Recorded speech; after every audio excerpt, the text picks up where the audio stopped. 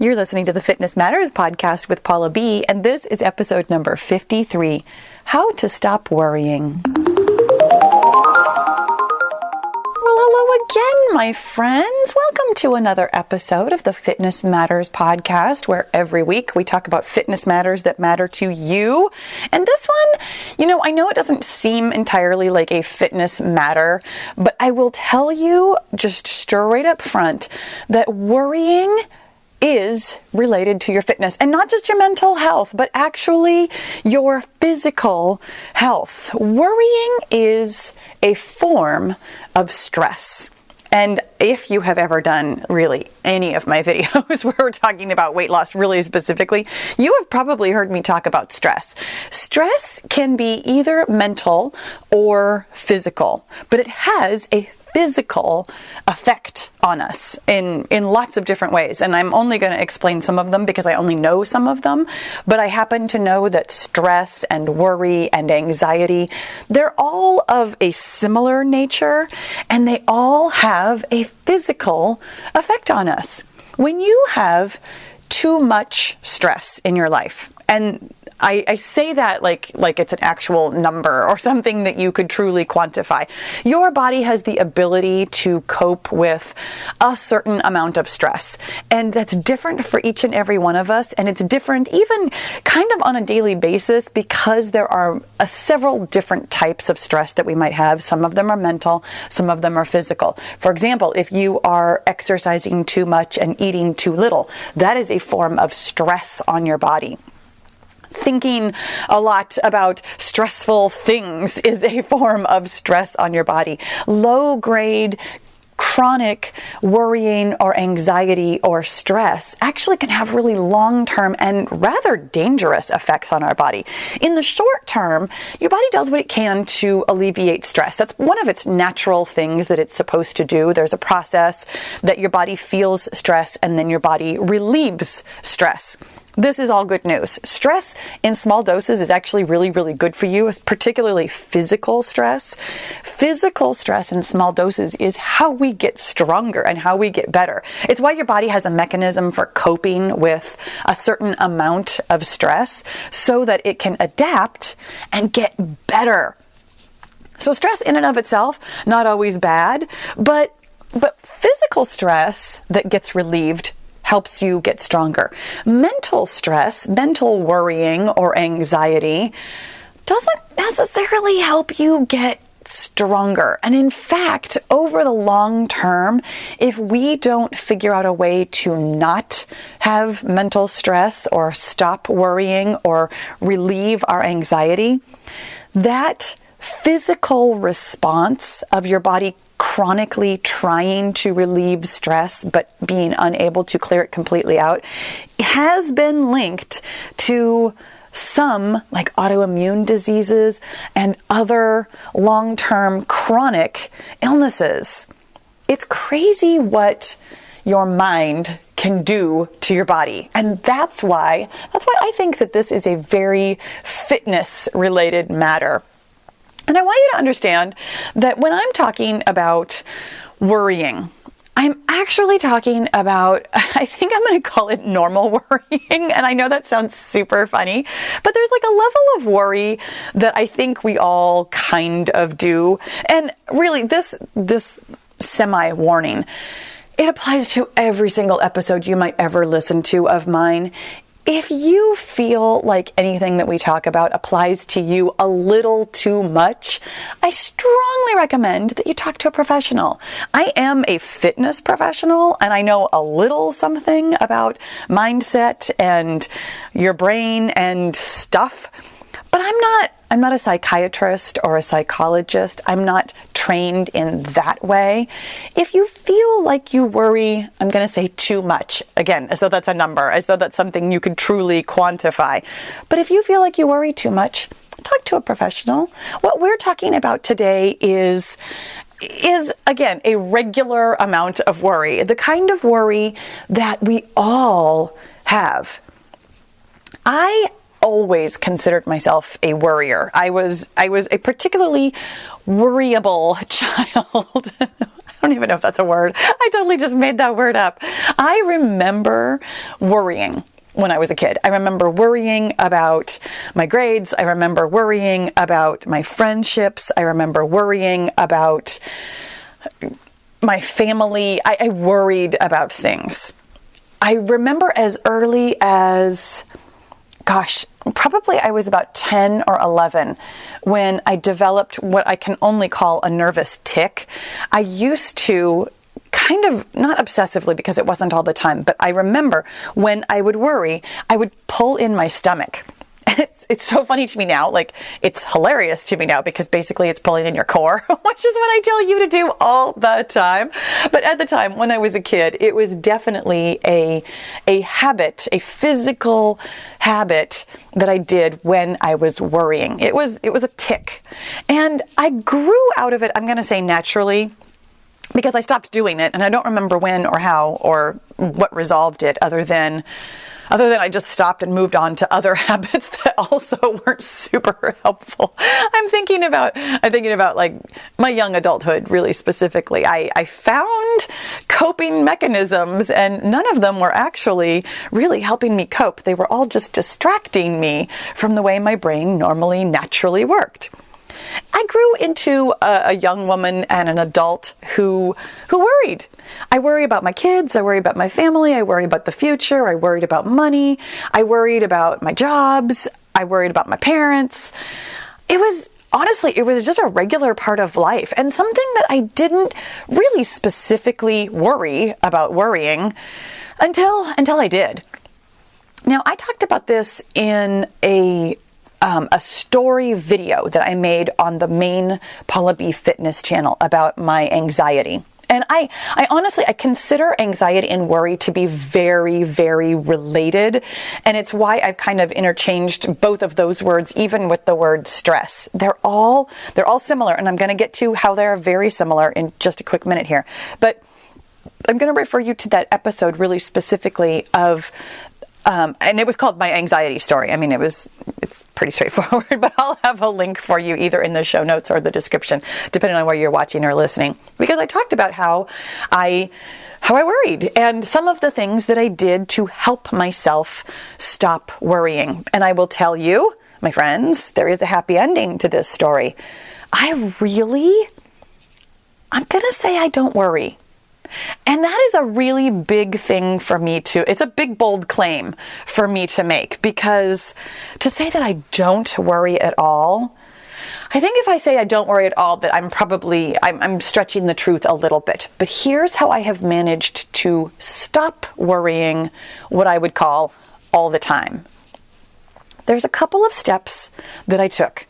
One of the main reasons why I noticed my worrying is because a couple of years ago, it got really bad, like really, really, really, really bad. And I equated it in some ways with some of the hormonal shifts that were going on in my life, being perimenopause, really, I think, ratcheted up my worry and my anxiety. So I've made some physical changes to my routine. Again, specifically, and I'm going to give you a spoiler alert for my anxiety story and one other video that I made where I talked about how I gave up coffee because I felt that the caffeine was really not doing me any favors anymore as far as my ability to think clearly and calmly. I felt like it was constantly having me in a slightly higher heart rate, higher thought rate, slightly worried or anxious mode because of the elevated heart rate. Here's the thing that happens, you guys. Your brain affects your body and your body affects your brain. On the Fitness Matters podcast, we talk all the time about how your brain affects your body. But it goes both ways. When you are artificially ratcheting up your heart rate with caffeine, for example, your body perceives that as an emotion, as a feeling, because it is a physical sensation. That ratcheted up heart rate is associated with fear, anxiety, stress, worrying, all kinds of, let's call them not positive emotions. When your body perceives that, it can trigger thoughts in the same realm, in that negative space realm. Now, again, it goes the other way as well. You can start with the thought and then create the physical sensation, but the physical sensation can then, as like a cycle, create thoughts as well. Now, I don't want to get you confused on this because it's very, very clear that your thoughts create your feelings, your emotions. What I'm saying here is that a physical sensation, like a rapid heart rate, can trigger in your brain more thoughts about that physical sensation that your brain will identify as stress or anxiety or worry or something to be feared.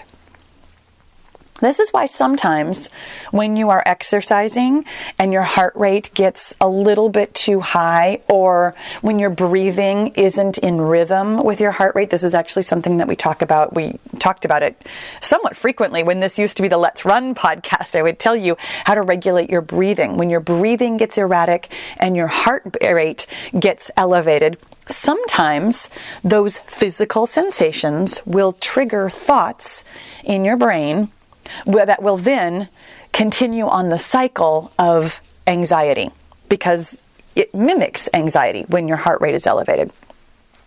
Anyways, that was kind of a long digression. Here's what we're talking about today. I have done some physical things to help my body not feel that elevated heart rate that my brain associates with worry, anxiety, and stress. I have also done a lot of mental work, and this is what we're really talking about today. Yes, there might be physical work for you to do as well, but today we're diving into the mindset, the thoughts that go along with worrying and how we can eliminate them. So step number one, and I have 3 simple, but not necessarily easy steps that you can follow. I love having an actual proven process for this kind of thing. Like, I love knowing that if I simply follow step 1, step 2, and step 3, that I can actually get to the result that I'm looking for. These steps are exactly how I eliminated, I'm going to say 99.9% of the worry that I had in my life. Step number one for me is always understanding why this stuff works. I love to know why. And I'm going to hand this one to you on a silver platter today. You don't necessarily need to do a whole lot more with this one. I love to know how our brain works and why it does the things it does. Like, for example, that whole physical sensation connection, how when your body does something, how your brain will do something. Well, this is how your brain works. Your brain is actually designed to worry on purpose. Like, the reason we have the prefrontal cortex that separates us from any other animal on earth, the reason we have these reasoning functions is because this brain developed over, however many hundreds of thousands of millions of years to solve problems. We, as a human species, are the only animal who understands the future, and this part of our brain is wired to look for and solve problems. Because we understand the future, and because we're supposed to be looking for and solving problems, your brain will decide. It will. This is not an option for you. You don't get to just tell it, oh no, this is not how you work anymore. No, this is what your brain does. It decides to make a problem out of the future. Your brain is always looking out for something that could go wrong. And the future is 100% unknowable. We do not know what comes next, ever.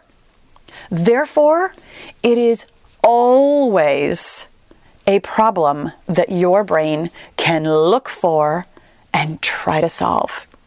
Your brain really, truly thinks that worrying is necessary because the future is unknowable, and anything could happen, your brain is constantly sorting through all kinds of possibilities, all of them. And because it is really specifically looking for a problem, it is going to offer you problems. This is so good to know. This, to me, was honestly one of the biggest reliefs of my entire life. This, to me, resolved a lot of my worrying in and of itself. This is how your brain works. So often, worrying pretends to be very necessary. We think, because we're not really aware of what your brain is doing and why, we simply think, oh, well, of course I should worry. I mean, if something could come along that would be terrible, of course I should worry about that because then I'm, prepared? You're not prepared, my friend. Even when we think of worst case scenarios and we do have like a disaster plan available to us, yes, that's moderately helpful. But then spending any more time on it than that, it reduces the level of helpfulness that thinking about the future and worrying about the future actually is to you. Because again, that low-grade chronic stress response is doing you more harm than the good that might come from being prepared for a worst case scenario. Your brain really feels like it's being helpful when it worries. But when you understand that these are just thoughts, the same as any other thoughts we have, that takes away some of the legitimacy. It takes away some of the, oh, well, this feels very factual to me. The fact is, because we can't know the future, there are no facts. Everything that you think about the future is an opinion. I'm going to say that again for those of you who have listened to the Facts versus Opinions episode. And if you haven't, of course, I'm going to refer you to it because it really is like one of the biggest foundations of everything that we talk about here. The difference between a fact and an opinion is that a fact can be proven and would be true to pretty much everybody. I mean, it's a universal truth, not just something that you could convince somebody is true. An opinion is everything else. Most of the things that we think are opinions. Everything that we think about the future is an opinion. I'm going to give you a second to let that sink in, but I'm also going to kind of move forward because you might just want to pause this. It's totally okay. Let that sink in though. You do not know the future. Therefore, everything that your brain offers you about the future is an opinion. Now, here's the other really important thing to know. Worry is an emotion. It's a feeling. Therefore, those of you who have been listening to the podcast for a while, you already know what I'm going to say. It is caused by your thoughts. If you don't know this, I'm going to refer you to the How to Change episode where we really discuss very thoroughly, and I have other resources for you to listen to really understand the concept that your feelings do not come from an external source or out of thin air. Your feelings are always caused by your thoughts. And this is where I didn't want you to get confused when we were talking earlier about physical sensations. Physical sensations brought on by caffeine or exercise or something like that create feelings in your body that aren't emotions, they're sensations. When your brain perceives those, it might have thoughts about it that then perpetuates the cycle. Feelings that come on their own without the physical stimulus of like a caffeine or exercise, something like that, come from your thoughts and are different. Because again, those physical sensations that we were talking about are from exercise. It's your body being your body as opposed to your brain being your brain. Your brain thinks thoughts that creates emotions in your body. Worry is an emotion. So when we think we're worrying about a virus, an election, our kids, our family, we think that it's coming from them, from those situations. It is never coming from a situation. It is always, always caused by your thoughts. Again, those thoughts are created because your brain is being your brain. Your brain is looking for a problem, trying to solve it in ways that it can't, because we're talking about the future. So when you understand that worrying is completely normal and expected, and it's just your brain being your brain, that step one, honestly, for me, went a long way towards eliminating a lot of my worry. Because I think I personally had added a second layer of worry on top of the worry. I worried about worrying. I worried that I was a worrier. I worried that I was worrying too much. I worried that maybe worrying was a problem. And then I tried to solve the problem of worrying by worrying about it. I'm pretty sure for me personally that what step one, understanding that this is just totally normal, it's just totally your brain.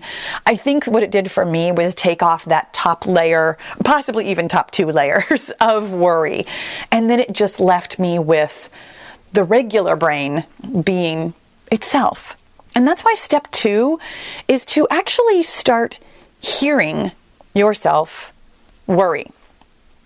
We, all of us, we worry pretty much all the time because it's what your brain does. This is why your brain exists, to solve problems, to look for and solve problems. So we worry a little bit, a lot of the time. When you aren't paying attention to it, it's just kind of humming around in the background there. You're just kind of projecting, you're thinking. We think we're just thinking. What am I going to have for lunch today? What's going to happen later this afternoon? We're constantly anticipating what's going to come next. For example, I've already planned my day. I already know a couple of things that I'm going to be doing, allegedly. Allegedly. That could change because it's the future. But we don't hear those thoughts because they're such a natural, normal part of our day, part of our brain. We're not super tuned into them until we think it's a problem, which is why, again, understanding that worrying is simply a part of life took off for me that top layer of worrying.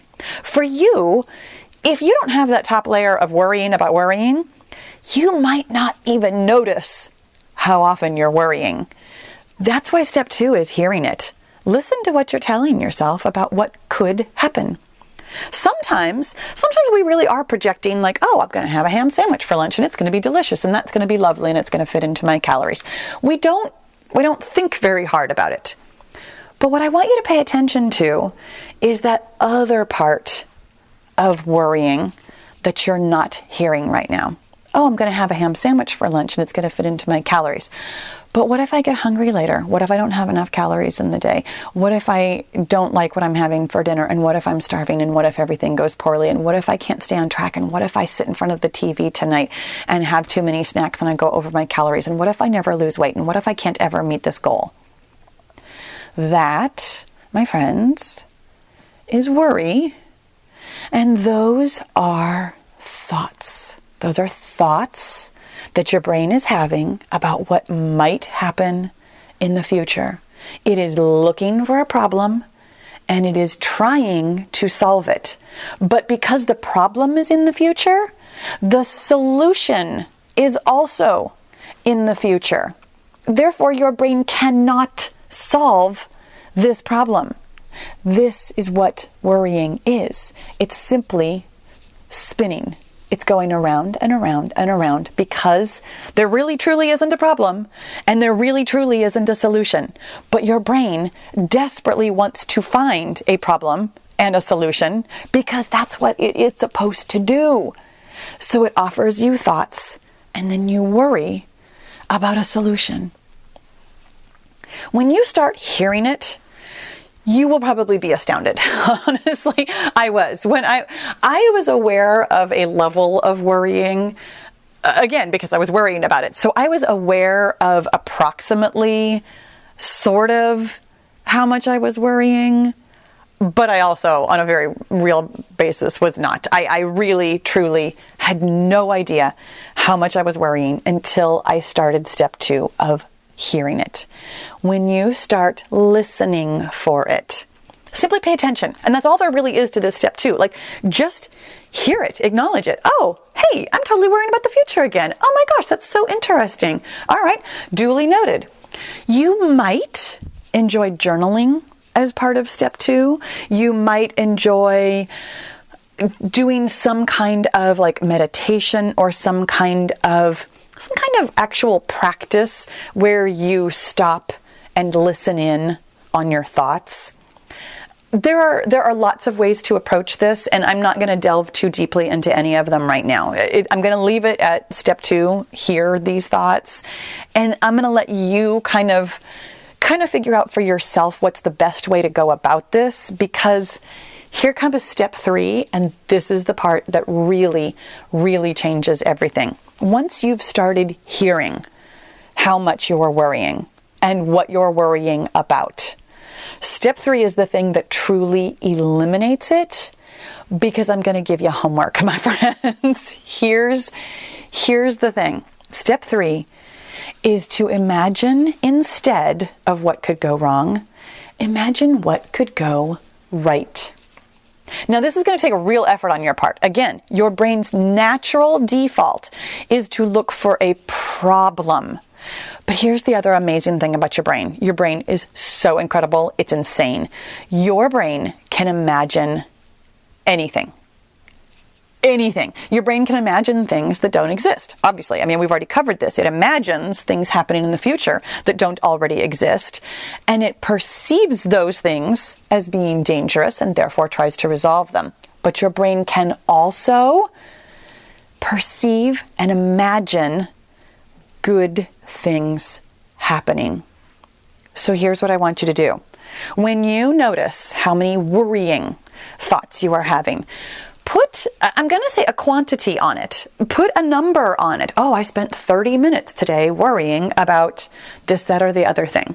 Trust me, it's actually probably more than that, but that's what I'm just going to throw that out there. When you have a quantity or a duration or some kind of number put on it, I want you to, on purpose, spend that same amount of either time or effort or number of thoughts or whatever on imagining the best case scenario. This is harder than you think. I mean, that's so nicely. When I first started practicing this, it felt incredibly just difficult. It felt like unnatural because frankly it is. We don't often ruminate on the best case scenario because it's not really a problem to solve. It's not your brain's default. It's not your brain's go-to. But because you are indeed capable of it, practice it. This is a skill. This is a skill like any other skill. And this skill pays off in spades. When you find yourself worrying, what's going to happen to my kid? What's going to happen to my house? What's going to happen to my body? What's going to happen to whatever? Listen to those thoughts. Understand that it's just your brain being your brain. And then decide what else could happen. Choose what else could happen. Think deliberately about what else could happen. Well, this could actually go quite well. Things could turn around. Things could be very different. Or, and I'm thinking really specifically, here's a really specific example that didn't have a turnaround best case scenario. When my sister was dying, I worried constantly that she would die. And And she was going to. I mean, she had terminal cancer. There was no, I'm going to hope for a cure that doesn't exist. I'm going to hope that there will be remission that is not on the table here. I'm not going to hope that something will magically happen and she won't have cancer anymore. That simply wasn't going to happen. And thinking best case scenario, like, oh, she lives forever, it wasn't going to be helpful in that really specific situation. There are times when we know that some things are coming in some manner. Really specifically, death. Death is coming for all of us, my friends, at some point in time. So my best case scenario that at the time I didn't have access to, but my best case scenario imagining might have been something along the lines of, here's how I'm going to handle this. Here's how I would like to feel and be in the world. That is actually something that I am working on right now, is the best case scenario of what could happen after my sister died.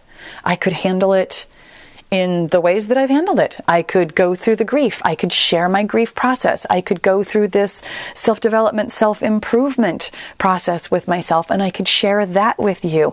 I could come to a deeper and better understanding of myself and my brain and sadness and worry and all other kinds of thoughts and emotions, and I can come out stronger on the other side. This, what I'm living right now, is better than a best case scenario that I could have imagined at the time. When you practice thinking about the best case scenario, it changes your brain. It changes your brain fundamentally, in the way that any skill changes your brain fundamentally. I don't mean to say that imagination is like the thing that's the best thing in the world. It's a process the same way that anything else is a process. When you think a new thought, your brain creates a new neural pathway. It's really, truly like walking through the middle of an unmown field. When you walk for the very first time, you're going to be trampling the grass and you're not really going to be able to see where you're going. And when you look behind you, the grass is springing up pretty quickly.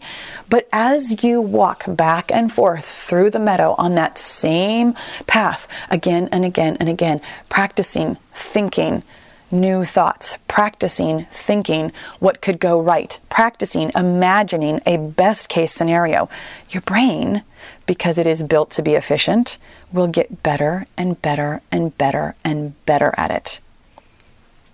This is not a fast process. Listening to this podcast is not going to just cure your worrying. But these 3 steps of understanding that worry is completely normal and natural, of hearing exactly how often you are worrying, and then practicing imagining a best case scenario, over time, you will get better at giving equal time to your worries and your imagining of the best case scenario. And then you can get even better at thinking about the best case scenario. I notice when my brain wants to worry. And this is why I'm going to say I've eliminated most of my worry. My brain still tries to worry because, again, that's what it's supposed to do. That's what it evolved to do. I'm not going to override its natural function, but I notice it almost immediately now. And then I ask myself, is this really something I want to be thinking? Or can I spend some time also imagining good stuff happening? Or, and this is a kind of hidden step 4 that I'm just now kind of in the middle of conquering. Or do I just want to let this go and let the future be the future? That is something that I am practicing now. Instead of spending time worrying and then spending time imagining a best case scenario, I am learning how to ask myself if I want to do either one of them. And I'm learning that I don't really want to do either one. That sometimes, of course, I still want to imagine a best case scenario. Sometimes I still find myself thinking worrying thoughts. But lots of times I can simply remind myself that I don't know what's coming in the future. I have no idea. And therefore, any time I spend thinking about it is maybe not the best use of my time. That I can spend time focusing on what I'm working on right now. You guys, I hope this was helpful for you today. I mean, obviously, I always hope it's helpful. But I'm super curious what you think about worrying. I'm curious what you worry about and what you might think about as the best case scenario for what you're worrying about. I would love it if you would share. You know where to find me. I'm online. You guys, I hope you have a fantastic day. Thank you so much for listening, and I'll talk to you again soon. So are you totally loving this mindset work and you really want to do it every day in order to get your goal?